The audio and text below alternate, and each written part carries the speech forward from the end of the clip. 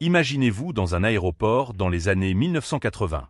Vous levez les yeux vers le ciel et vous voyez des géants métalliques aux silhouettes étranges. Des avions avec 3 moteurs. Aujourd'hui, cette vision appartient au passé. Mais pourquoi ces machines, autrefois symboles de modernité et d'innovation, ont-elles complètement disparu de nos ciels? La réponse va vous surprendre. Nous sommes en 1968. Le monde de l'aviation vit une révolution. Les passagers veulent voyager plus loin, plus vite, avec plus de confort. Mais il y a un problème majeur. La réglementation aérienne impose une règle impitoyable. Pour franchir les océans, impossible de se contenter de 2 moteurs. La sécurité exige plus de puissance, plus de redondance. C'est ainsi que naît une solution révolutionnaire. L'avion à 3 moteurs. Boeing sort le premier de cette course avec le 727, un appareil au design audacieux. Imaginez, 3 moteurs, dont un caché dans la queue de l'avion, intégré directement dans la dérive verticale. Cette configuration bizarre n'était pas un caprice d'ingénieur. Elle résolvait un défi technique colossal. Permettre à un avion de décoller sur des pistes courtes et d'opérer dans des aéroports en altitude, là où ses concurrents plus lourds échouaient lamentablement. Le succès fut foudroyant. Plus de 1800 exemplaires du 727 furent vendus dans le monde entier. Mais ce n'était que le début d'une époque dorée qui allait marquer l'histoire de l'aviation commerciale. Les années 1970 marquent l'entrée en scène de 2 mastodontes. Le McDonnell Douglas DC-10 et le Lockheed L-1011 TriStar. Ces 2 géants se livrent une bataille épique pour conquérir le marché des vols intercontinentaux. Leur promesse? Révolutionner les voyages long courriers en combinant 3 éléments jusqu'alors incompatibles. La fiabilité, l'autonomie et l'efficacité énergétique. Mais pourquoi ces 2 avions sont-ils apparus exactement au même moment? Ce n'est pas un hasard. American Airlines, géant de l'industrie, lance un défi audacieux aux constructeurs. Nous voulons un avion moins massif que le Boeing 747, mais capable de traverser les océans sans faire le plein. Cette demande spécifique déclenche une course à l'innovation entre McDonnell Douglas et Lockheed. Le résultat? 2 chefs-d'œuvre d'ingénierie qui vont redéfinir les règles du transport aérien. Le L-1011 gagne rapidement le surnom de Rolls-Royce des airs.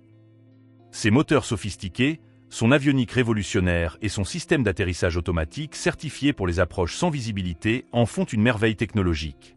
Le DC-10, de son côté, séduit les compagnies par sa polyvalence extraordinaire, capable de desservir aussi bien les lignes domestiques que les routes intercontinentales. Mais leur véritable atout réside dans une faille réglementaire qu'ils exploitent brillamment. À cette époque, la FAA applique la règle des 60 minutes. Un avion bimoteur ne peut s'éloigner de plus d'1 heure d'un aéroport de secours. Traverser un océan avec seulement 2 moteurs? Impensable. C'est là que les trimoteurs trouvent leur moment de gloire. Plus efficaces que les quadrimoteurs, libérés des contraintes des bimoteurs grâce à leur 3e moteur, ils peuvent emprunter des routes directes au-dessus de l'Atlantique, du Pacifique ou même de l'Arctique. Ils ouvrent des marchés à forte valeur tout en consommant moins de carburant que leurs concurrents. C'est l'âge d'or des trimoteurs. Pourtant, l'élément qui fait leur force va devenir leur plus grande faiblesse. Ce 3e moteur, autrefois garant de sécurité, va se transformer en boulet économique. Pourquoi? La réponse tient en un mot. Et top point dans les années 1980, quelque chose de révolutionnaire se produit.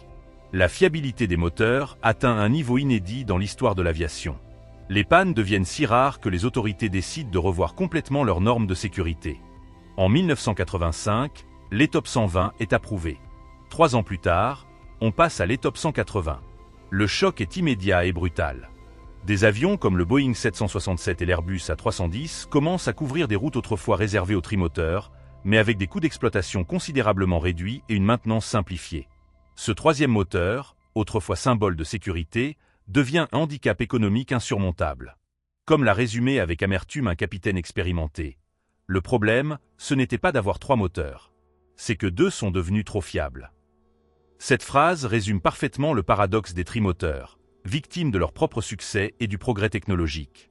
Aujourd'hui, les chiffres parlent d'eux-mêmes. Un seul moteur GE9X moderne peut produire plus de poussées que les 3 moteurs d'un DC-10 réunis. 134 300 livres contre 125 000. Ce n'est pas un progrès graduel, c'est un bond quantique en ingénierie.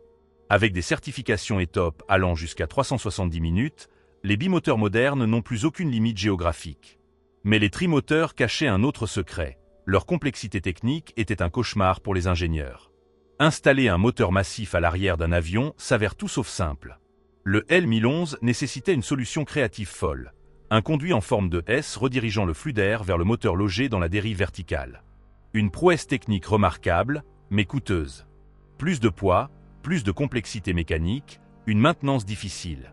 Chaque kilo supplémentaire réduisait la charge utile et augmentait les coûts d'exploitation. Le DC-10 optait pour une approche différente. Moteur installé directement au-dessus du fuselage. Plus simple en apparence, mais avec un impact potentiel sur la stabilité longitudinale et des défis de maintenance considérables.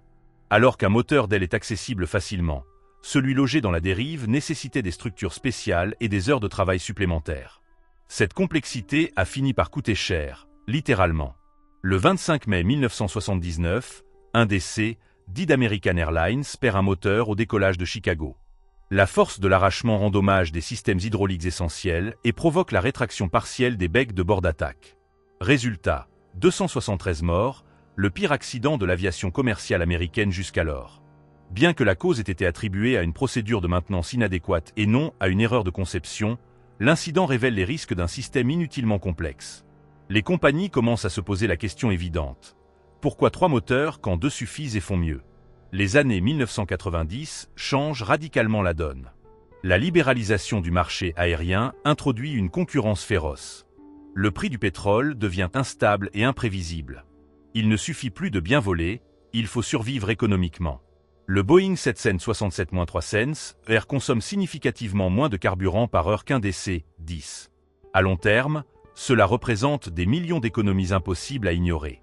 McDonnell Douglas tente désespérément de s'adapter avec le MD-11, une version améliorée du DC-10 avec une meilleure aérodynamique et des moteurs plus efficaces. Mais le MD-11 arrive trop tard sur un marché déjà conquis par les bimoteurs. Pire encore, il ne remplit pas ses promesses de performance. La production s'arrête après seulement 200 unités, cessant définitivement en 2000. Pour les compagnies ayant massivement investi dans les trimoteurs, c'est un tournant difficile. Des géants comme British Airways et Singapore Airlines commencent à les remplacer par des modèles plus récents. Même les grands opérateurs cargo comme FedEx entament leur retrait progressif. Pendant des années, une croyance persistait. Plus il y a de moteurs, plus c'est sûr. Cette perception vendait des billets. Mais la réalité moderne dit tout autre chose. Les données montrent qu'il est plus improbable de perdre les 2 moteurs d'un bimoteur que d'avoir 2 pannes sur un trimoteur. Un Boeing 777 peut dépasser les 100 000 heures de vol sans une seule coupure non planifiée, comme le raconte un pilote ayant volé sur L 1011 et 777. J'entends encore ça de la part des passagers. Ils regardent ces 2 moteurs géants et demandent « Et s'ils s'arrêtent tous les 2 ?» Je leur réponds « Alors vous devriez aussi jouer au loto aujourd'hui. » Aujourd'hui, les trimoteurs de passagers appartiennent définitivement au passé. Le dernier vol commercial d'un MD-11 avec passagers a été opéré par KLM en 2014, marquant officiellement la fin d'une époque. Certains volent encore comme avions cargo, d'autres ont été convertis pour des missions spéciales, mais beaucoup terminent leur vie dans des cimetières d'avions, exposés au soleil du désert. Alors, pourquoi ont-ils disparu? Ce n'est pas une seule raison, c'est un mélange parfait de nouvelles réglementations, de moteurs plus fiables, d'exigences économiques plus strictes et d'un changement dans la perception des voyageurs.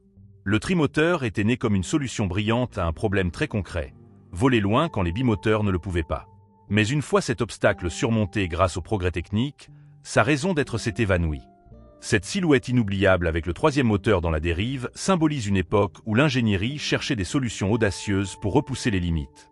Alors la prochaine fois que vous prendrez place à bord d'un 787 ou d'un A350 pour traverser la planète, souvenez-vous, ce voyage est possible parce que des décennies plus tôt, un trimoteur l'a fait en premier.